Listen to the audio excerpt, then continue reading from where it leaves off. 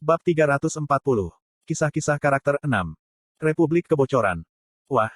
Chae Nayun menghela nafas. Melihat ini, anak-anak di sekitarnya mulai menangis. Mereka berdiri di atas sisa-sisa bangunan yang hancur. Di dekatnya, sebuah plakat kayu bertuliskan panti asuhan berbaring di tanah. Salah satu anak mendekati Chae Nayun dengan kaki gemetar. Anak itu mencoba mengatakan sesuatu. Krur. Namun, dia segera jatuh mendatar di tanah, mendengar geraman rendah makhluk iblis. Petik 2. Jangan khawatir. Chae Nayun meyakinkan anak-anak ketika dia berbalik. Seekor binatang iblis seperti serigala, binatang iblis seperti gurita, dan binatang iblis humanoid 8 tangan menatapnya dengan niat membunuh. Kakak yang lebih tua di sini akan melindungi kalian semua. Chae Nayun memisahkan sebagian dari kekuatan sihirnya dan menciptakan penghalang pelindung di sekitar anak-anak. Karena menciptakan penghalang bukanlah spesialisasinya, konsumsi daya sihirnya melonjak. Tetap saja, dia tahu itu lebih baik daripada seseorang terluka. Krur.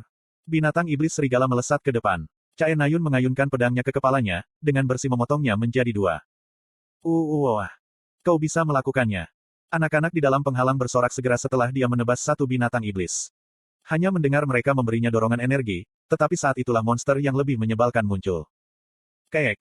Pekikan nyaring turun dari langit. Chae Nayun dengan cepat memiringkan kepalanya. Kiek. Kiek. Lusinan, tidak, ratusan binatang iblis terbang berkumpul di sekelilingnya. Petik 2. Aku tidak pandai pertempuran udara. Untuk melawan monster di udara, Chae Nayun harus menanamkan lebih banyak kekuatan sihir ke pedangnya untuk menambah panjang bilahnya. Meskipun itu tidak sulit, dia khawatir tentang anak-anak. Jika dia secara tidak sengaja mengayunkan pedangnya ke arah yang salah, dia bisa menghancurkan penghalang dan bahkan membunuh anak-anak di dalamnya. Kami percaya kepadamu. Jangan mati. Dorongan yang mengharukan dari anak-anak tampaknya mengundang burung-burung iblis. Kiek. Dengan derit nyaring, mereka menembak jatuh. Petik 2 tanda hubung tanda seru petik 2. Chae Nayun mengumpulkan kekuatan sihirnya di balmung dan mengayunkannya dalam lengkungan besar. Pisau balmung menyebar seperti kipas dan melenyapkan segala yang ada di jalurnya. Itu dulu. Sesuatu melonjak dari tanah di kejauhan. Tanpa suara, ia meninggalkan garis melengkung yang menandai jalannya. Tidak peduli bagaimana dia melihatnya, dia hanya bisa memikirkan tembakan dari seorang pria tertentu. Koa. Setelah beberapa saat hening, tepukan gemuruh terdengar. Suara tembakan telah tiba sedikit setelah tembakan. Koa. Garis yang ditinggalkan oleh objek terbang segera bercabang menjadi beberapa jalur. Melihat ini, Chae Nayun menyadari beberapa peluru telah ditembakkan secara bersamaan. Peluru-peluru itu bergerak lebih cepat daripada suara. Hanya setelah mereka menusuk binatang iblis itulah suara benturan terdengar. Wah. Chae Nayun menembus tanah dengan balmung dan bersandar padanya. Meskipun dia masih dikelilingi oleh binatang iblis, intuisinya mengatakan kepadanya bahwa pertempuran selama 24 jam akan segera berakhir. Koa. Peluru yang menumpahkan menghancurkan binatang iblis, baik di langit dan di tanah. Untuk beberapa alasan aneh, peluru itu tampaknya memiliki pikiran sendiri, ketika mereka melengkung dengan bebas dan menabrak target yang tak terhitung jumlahnya. Chae Nayun menghela nafas lega. Dia tahu bahwa sekutunya ini tidak pernah melewatkan tandanya. Dia yakin dia akhirnya bisa beristirahat. Kemari. Chae Nayun membongkar penghalang dan mengumpulkan anak-anak. Anak-anak pada awalnya gemetar ketakutan karena penembakan yang tampaknya tidak pandang bulu, tetapi tidak butuh waktu lama bagi mereka untuk menyadari bahwa bukan itu masalahnya. Chae Nayun jatuh tersungkur ke tanah dan mengatur napas. Ayo istirahat sebentar. Anak-anak saling berpelukan dan memejamkan mata. Chae Nayun duduk di tengah-tengah kelompok, dengan lembut membelai rambut mereka dan meyakinkan mereka. 30 menit kemudian. Wish. Rentetan peluru tak berujung berhenti, dan hembusan angin tepat waktu menggelitik bahu Chae Nayun. Dia mendongak dan menatap langit. Meskipun masih gelap dari penghalang Baal, tidak ada satu binatang iblis yang tersisa. Ini sudah berakhir. Chae Nayun terkekeh. Pertarungan tak berujung yang dibungkusnya sepanjang hari berakhir hanya dalam 30 menit. Dia tidak bisa tidak memuji hadiah Kim Ha-jin. Apakah sudah berakhir? Chae Nayun mengirim pesan kepada Kim Ha-jin untuk meminta konfirmasi. Balasan kembali sekitar 1 menit kemudian. Ya, kurang lebih. Chae Nayun menutup matanya dan menyeringai. Dia bisa mendengar suara napas anak-anak di lengannya. Dia melihat ke bawah, merasakan pencapaian yang luar biasa. Melindungi mereka itu sulit, tetapi dia harus mengakui bahwa itu sepadan. Hei, ada apa? Ketika detak jantungnya melambat karena kelelahan, Chae Nayun mengirim pesan lain. Terima kasih. Kim Ha-jin tidak segera merespons. Keheningan panjang berlanjut sebelum beberapa kata akhirnya kembali. Jangan mengatakan itu. Chae Nayun tertawa mendengar kata-katanya. Dia tahu apa yang dia maksudkan dengan kata-kata itu. Seperti orang bodoh, Kim Ha-jin yang dia tahu selalu melihat dirinya sebagai seseorang yang dibenci. Jadi, Chae Nayun tidak mengatakan apa-apa. Melihat anak-anak yang lelah tidur dalam pelukannya, mengingat orang-orang yang dia selamatkan pada siang hari, dan mengingat orang-orang yang kehilangan nyawa mereka, dia merasa dia akhirnya bisa memahaminya. Jika Kim Ha Jin tidak membunuh Cai Jinyon hari itu, ia akan menjadi setan dan membunuh banyak orang. Cai Jinyon akan dipaksa melakukan pembunuhan, tidak pernah menemukan keselamatan. Cai Nayun mengerti semua ini. Tapi dia tidak menyuarakannya dengan keras. Sebaliknya, dia mengubah topik pembicaraan. Kemana kamu pergi sekarang? Tanda hubung. Bukankah itu jelas? Untuk kami berdua, maksudku. Cai Nayun mengangguk pada jawaban Kim Ha Jin. Sasaran terakhir adalah penjahat di balik kemunculan iblis di bumi, Baal. Cai Nayun menggertakkan giginya. Itu bajingan Baal, orang yang bertanggung jawab atas keretakan di antara kita, mari menyerbu istananya dan memukulinya. Iya. Pada saat itu, telinga Cai Nayun meninggi. Hah? Apa? Dia mendengar suara dari jauh, jauh. Itu bukan transmisi mental atau pesan mistis seperti yang dari Infinite Communication. Itu adalah suara asli, meskipun samar. Cai Nayun dengan cepat berbelok ke timur. Dia bisa melihat puing-puing bangunan yang hancur di kejauhan. Intuisinya meraung. Itu memberitahunya bahwa Kim Ha Jin ada di sana. Bahwa dia tidak akan lari jika dia datang kepadanya. Bahwa dia tidak bisa. Petik 2. PF. Cai Nayun menyeringai. Dia menyeringai dari telinga ke telinga sebelum berbalik untuk melihat anak-anak yang dia selamatkan. Aku akan tidur sebelum menuju ke sana, jadi lanjutkan. Kim Ha Jin tidak menjawab. Itu hanya jelas karena dia mengatakannya keras-keras tanpa mengirim pesan padanya. Bagaimanapun, Cai Nayun berbaring di tanah dengan senyum tipis. Berbaring dengan nyaman, dia menatap langit yang gelap oleh penghalang Baal dan bergumam pada dirinya sendiri. Petik 2. Aku bersyukur tapi aku tidak bisa berterima kasih.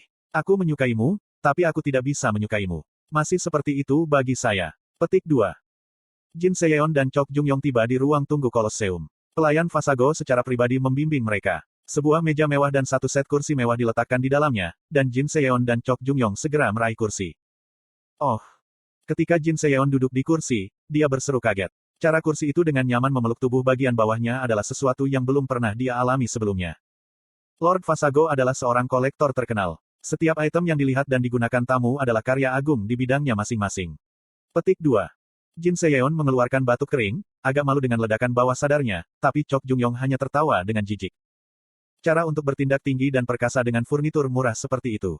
Barang-barang yang kami miliki di tempat persembunyian kami ribuan kali lebih baik. Petik 2. Petik 2 tanda seru petik 2. Chok Jung-yong hanya berniat untuk membuat komentar snarky, tapi itu adalah sesuatu yang pelayan tidak bisa abaikan. Ekspresinya berkerut ganas, bahunya bergetar, dan perutnya mendidih karena marah. Dia merasakan keinginan yang kuat untuk membunuh Chok Jung-yong di tempat, tetapi dia hampir tidak menahan diri, tahu Tuhannya tidak suka penantangnya menghilang. Tolong jangan berbohong. Kolosseum ini berada di bawah kendali Tuhan kita. Dia bisa mengawasimu jika dia mau. Petik 2.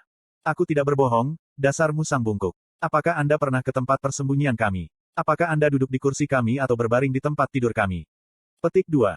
Tempat persembunyian The Chameleon Troupe penuh dengan perabotan yang dibuat oleh Kim Ha Jin.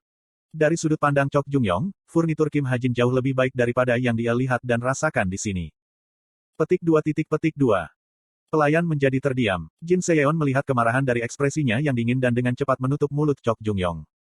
Ahem, terima kasih telah membimbing kita. Meski begitu, pelayan itu tidak berhenti memelototi Chok Jung-yong. Tentu saja, Chok Jung-yong bukan tipe yang menghindar dari pertempuran, apalagi kontes menatap. Dia balas menatap pelayan itu dan tersenyum bangga. Dalam benaknya, dia hanya berpikir untuk menghilangkan kebosanannya dengan bertarung. Ayo pergi. Pada saat itu, sebuah suara terdengar dari langit-langit, mengejutkan Jin Seyeon dan Chok Jung-yong. Pelayan itu segera menarik amarahnya dan berlutut. Maaf, Yang Mulia. Chok Jung-yong menatap langit-langit. Suara itu terdengar sekali lagi dari tempat yang sama. Apa yang kamu katakan menarik minat saya? Setiap barang yang saya miliki memiliki kualitas terbaik. Anda mengatakan bahwa mereka kurang. Fasago bukan kolektor sesat Baal, tetapi sebagai iblis yang berspesialisasi dalam menemukan harta, apa yang dikatakan Chok Jung-yong menarik minatnya. Aku mengatakan bahwa barang-barang yang kita miliki di tempat persembunyian kita lebih baik. Chok Jung-yong berbicara dengan percaya diri. Pelayan itu melompat kaget, sementara Fasago tetap diam. Tentu saja, kepercayaan Chok Jung-yong itu wajar saja mengingat asal mula mebel Chameleon Troupe. Kurcaci adalah salah satu ras paling langka dan berlomba dengan keahlian terbaik. Perjalanan Fasago melintasi banyak dimensi memungkinkannya mendapatkan beberapa barang kerdil, tetapi ia hanya memiliki senjata. Ini karena para kurcaci diketahui hanya membuat senjata.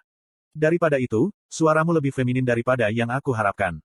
Chok Jung-yong mengesampingkan pembicaraan tentang furnitur. Dia lebih ingin tahu tentang jenis kelamin Fasago. Mendengar suara keperakan yang terdengar dari langit-langit, dia hanya bisa menebak bahwa Fasago adalah seorang wanita. Tanda hubung. Setan tidak memiliki jenis kelamin. Sebaliknya, itu tergantung pada badan inkarnasi. Jika Anda berbicara tentang sekarang, saya memang seorang wanita. Fasago menjawab, meskipun dia berbicara seolah dia murah hati, ketidakpuasan dalam suaranya jelas. Pokoknya, aku akan senang melihat perabotan di tempat persembunyianmu. Jika Anda bisa keluar dari sini hidup-hidup, itu dia. Kuhahaha, hebat, saya pribadi akan membawa kepala Anda ke tempat persembunyian dan menunjukkan Anda sekitar. Petik 2. Baik, saya berharap bahwa kepercayaan diri tidak hanya datang dari kesombongan alami manusia. Dengan itu, suara Fasago terputus. Pelayan Fasago mengirim Chok Jungyong satu tatapan terakhir sebelum pergi juga. Petik 2. Sepertinya teori kita benar. Begitu mereka menghilang, Jin Seon bergumam dengan nada serius. Teori apa? Iblis itu secara alami lebih terobsesi dengan hal-hal daripada manusia. Jika Anda memikirkannya, Jin adalah manusia yang dipengaruhi oleh setan untuk mengejar keinginan mereka. Kalau begitu, iblis harus menjadi penjelmaan dari hasrat. Petik 2. Terus. Chok Jungyong bertanya dengan cemberut. Jin Seon mengepalkan tangannya dan menatap Chok Jungyong. Dia mengiriminya transmisi mental kalau Fasago mendengarkan. Itu artinya adalah mungkin untuk mengalahkan iblis tanpa melawan mereka. Semua jenis trik bisa digunakan. Kastil Iblis Baal. Kim Suho memasuki Kastil Iblis. Lantai pertama Kastil Baal hanya terdiri dari tangga. Meskipun suasana mencekam, tidak ada jebakan atau rintangan, jadi daripada mengkhawatirkan musuh, Kim Suho menatap Jin Sahyuk yang secara teknis adalah sekutunya. Setelah sekitar 20 menit. Apakah kamu punya rencana untuk membunuh Baal? Jin Sahyuk tiba-tiba bertanya. Kim Suho tersentak oleh pertanyaan tak terduga sebelum mengeluarkan batuk dan menjawab dengan serius. Petik 2. Aku akan menebangnya. Itu saja untuk saat ini. Petik 2. Mereka hanya punya 2 hari lagi, yang tidak cukup untuk membentuk rencana terperinci. Kim Suho hanya percaya pada dirinya sendiri dan pedangnya, Miss Teltein. Bagaimana denganmu? Apakah kamu mempunyai rencana? Aileen bertanya dari sebelah mereka. Dia melayang di udara dengan bantuan spirit speech-nya, terutama karena dia ingin tetap pada level mata mereka. Jin Sahyuk tiba-tiba berhenti. Heningnya menarik perhatian Kim Suho, Aileen, dan Shin Jonghak. Petik 2. Kamu melakukannya. Kalau begitu beritahu kami. Petik 2. Melihat Jin Sahyuk tetap bisu, Aileen mendesaknya. Jin Sahyuk melihat bola-balik antara Kim Suho dan Aileen. Aku akan bertanya pada Black Lotus. Kim Suho, Aileen, dan Shin Jonghak semuanya bergetar karena terkejut. Shin Jonghak memasang wajah tidak puas, sementara Kim Suho dan Aileen tampak ingin tahu lebih dari segalanya. Aileen bertanya, kamu akan bertanya padanya. Bagaimana? Ketika aku mengirim sinyalnya, dia akan menembakkan panah ke Kastil Iblis. Jika itu dia seharusnya bisa menghancurkan seluruh Kastil Iblis. Petik 2. Apa? Anda pikir itu mungkin? Bahkan teleportasi saya tidak berfungsi di dalam kastil ini. Itu sebabnya kita berlari, ingat. Dan jika itu mungkin, mengapa kita bahkan memanjatnya? Kita bisa menunggu Black Lotus menghancurkan kastil dan... Petik 2. Diam. Saya tahu dia mampu. Dia akan menghancurkan kastil dari luar, tetapi kita harus mengurus apa yang ada di dalam. Petik 2. Jin Sahyuk berdiri teguh di hadapan komentar sarkastik Aileen. Petik 2. Di sisi lain, Kim Suho terus menatap Jin Sahyuk. Dia tidak bisa mengerti mengapa Jin Sahyuk sangat mempercayai Black Lotus. Bahkan, dia tidak bisa mengerti bagaimana Jin Sahyuk mempercayai siapapun. Jin Sahyuk, apa hubunganmu dengan Black Lotus? Dia mengajukan pertanyaan logis. Apa? Tapi yang mengejutkannya, Jin Sahyuk bertindak gila, bergumam, Kim Suho, kau bajingan, kau sudah menjadi sombong. Namun, pada saat berikutnya, dia menyeringai seolah itu bukan masalah besar. Sebenarnya, daripada Black Lotus, aku punya hubungan dengan Kim Hajin. Hah? Kim Suho segera kehilangan kata-kata. Dia sangat terkejut sehingga dia tidak bisa berbicara. Kim Suho tidak yakin apakah dia mendengar apa yang dia pikir dia dengar. Tapi sebelum dia bisa dengan hati-hati membahas apa yang baru saja dikatakan, Jin Sahyuk menambahkan informasi yang lebih provokatif. Kim Hajin memiliki perasaan yang rumit untukku, sedemikian rupa sehingga itu menyusahkan bahkan bagiku. Itu bukan kebohongan lengkap dengan memperhitungkan sinkronisasi. Benar juga bahwa, perasaan rumit, Kim Hajin, mengganggu dirinya. Petik 2. Petik 2. Tapi kata-kata Jin Sahyuk lebih efektif daripada yang dia bayangkan. Kali ini, bahkan kepala Shin Jonghak dan Aileen menjadi kosong. Hanya itu yang aku katakan. Apakah itu sangat mengejutkan gelombang? Petik 2. Jin Sahyuk terkekeh pada dirinya sendiri dan mulai menaiki tangga sekali lagi. Kali ini, langkahnya lebih tenang dan elegan.